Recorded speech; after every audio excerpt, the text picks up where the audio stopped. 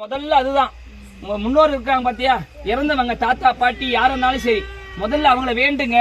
ஐயா நீங்க விட்ட வழியில நாங்க வரோம், எங்களுக்கு எந்த தொந்தரவு வரக்கூடாதுன்னு சொல்லிட்டு நீங்க வேண்டுங்க. அதுக்கு மேல குலதெய்வத்தை வேண்டுங்க. முதல்ல முக்கியம் அவர்தான். பின்னாடி மனசுக்கு பிடிச்ச தெய்வத்தை மனசார வேண்டுங்க. சொன்ன சொல்லுக்கு கட்டுப்பட்டு வரணும். நான் போட்ட மாலை ஏப்பா சாமி,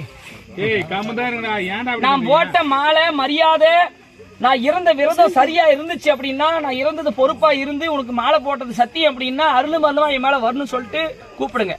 விரதம் நான் சரியா இருந்தேன், நான் கட்டுப்பட்டு இருந்த உனக்காக அப்படின்னா அந்த தெய்வம் குலதெய்வம் வரணும். உங்களுக்கு பிடிச்ச தெய்வமோ இல்ல இந்த ஐயப்பனோ யாரு வந்தாலும் எங்களுக்கு மனசுக்கு திருப்தி.